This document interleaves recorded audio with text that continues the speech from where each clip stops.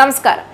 കോൺഗ്രസ് രാഷ്ട്രീയത്തിൽ നിന്ന് സംസാരിക്കുമ്പോഴും കോൺഗ്രസിന് കേൾക്കാൻ ഇഷ്ടമില്ലാത്ത ചില സത്യങ്ങൾ വിളിച്ചു പറയുന്ന മനുഷ്യൻ, അതാണ് ശശി തരൂർ. കോൺഗ്രസുകാരനായിരിക്കുമ്പോഴും കേന്ദ്രത്തിലെ BJP സർക്കാരിന്റെ ചില തീരുമാനങ്ങളെ, കേരളത്തിൽ ഇടതുപക്ഷം ഭരിച്ചപ്പോൾ അവരുടെ ചില തീരുമാനങ്ങളെ തുറന്ന് പ്രശംസിക്കാൻ മടിക്കാത്ത നേതാവ്, കോൺഗ്രസിന്റെ നിലപാടുകളോട് യോജിക്കാത്തപ്പോൾ യോജിക്കുന്നില്ല എന്ന് പറയാൻ മടിക്കാത്ത നേതാവ്, രാഷ്ട്രീയ എതിരാളിയുടെ നല്ല തീരുമാനത്തെ നല്ലതെന്ന് പറയുന്നത് രാഷ്ട്രീയ ആത്മഹത്യയല്ല എന്ന് വിശ്വസിക്കുന്ന നേതാവ്. അതുകൊണ്ട് തന്നെ തരൂരിന്റെ വാക്കുകൾ കോൺഗ്രസിലെ ചിലർക്ക് എന്നും ഒരു തലവേദനയാണ്. ഇപ്പോഴിതാ തലവേദന വീണ്ടും കൂടിയിരിക്കുന്നു.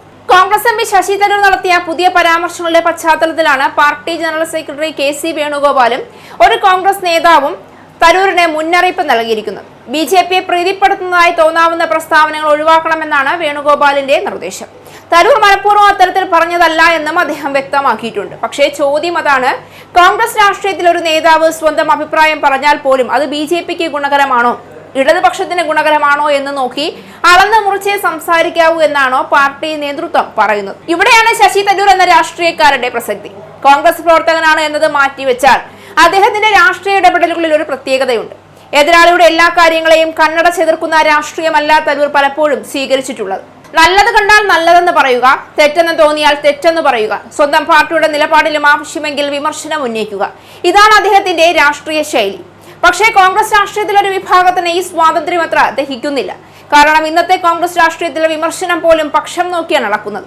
BJPയുടെ ഒരു തീരുമാനത്തെ പ്രശംസിച്ചാൽ BJP അനുകൂലൻ, നരേന്ദ്രമോദിയുടെ ഒരു നീക്കത്തെ അംഗീകരിച്ചാൽ സംഘപരിവാർ മനസ്സുള്ളവൻ, പാർട്ടിയുടെ പ്രതിഷേധത്തെ വിമർശിച്ചാൽ പാർട്ടി വിരുദ്ധൻ, കോൺഗ്രസ് നേതൃത്വത്തെ ചോദ്യം ചെയ്താൽ അച്ചടക്ക ലംഘനക്കാരൻ. അങ്ങനെയെങ്കിലും ചോദ്യം ഇതാണ്, രാഷ്ട്രീയം എന്നത് സ്വന്തം പാർട്ടി പറയുന്നതെല്ലാം കണ്ണടച്ചാവർത്തിക്കുന്നതിന്റെ പേരാണ്? അതോ ശരിയെന്ന് തോന്നുന്ന കാര്യത്തെയും ശരിയെന്നും തെറ്റെന്നും തോന്നുന്നതിനെ തെറ്റെന്നും പറയാനുള്ള സ്വാതന്ത്ര്യമാണോ ജനാധിപത്യം? ശശി തരൂരിന്റെ പ്രശ്നം ഒരു പക്ഷേ ഇതുതന്നെയാണ്. അദ്ദേഹം രാഷ്ട്രീയത്തിൽ കൃത്യമായ കാര്യങ്ങൾ പറയാൻ ശ്രമിക്കുന്നു.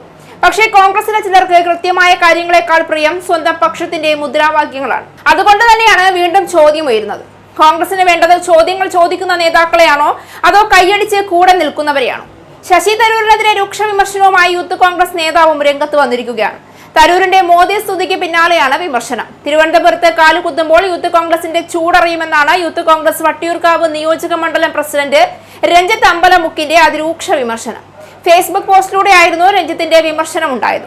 പാർട്ടിയെ പ്രതിസന്ധിയിലാക്കുന്ന പ്രസ്താവനകൾ പിൻവലിക്കണമെന്നും രഞ്ജിത്ത് പറഞ്ഞു.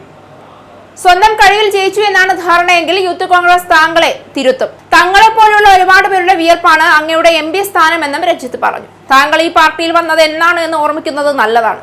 ഇന്നുവരെ ഒരു സമരത്തിൽ പോലും തങ്ങൾ അങ്ങയെ കണ്ടിട്ടില്ല. പാർട്ടിയുടെ കൊടി പിടിച്ചതായി തങ്ങൾക്ക് അറിവില്ല. തങ്ങളുടെ നേതാവ് രാഹുൽ ഗാന്ധി തന്നെയാണെന്നും രഞ്ജിത്ത് ചൂണ്ടിക്കാട്ടുന്നു. മോദിയെ ഇനിയും ഈ പാർട്ടിയിൽ ഇരുന്നു കൊണ്ട് സ്തുതിച്ചാൽ മറുപടി നൽകാൻ അറിയാത്തവരാണ് യൂത്ത് കോൺഗ്രസുകാർ എന്ന് കരുതേണ്ട എന്നും രഞ്ജിത്ത് പറഞ്ഞു വെച്ചു. ഇത് താക്കീതല്ല, വെല്ലുവിളിയാണ് എന്ന് കരുതിക്കോളൂ എന്നും ഫേസ്ബുക്ക് പോസ്റ്റിൽ പറയുന്നുണ്ട്.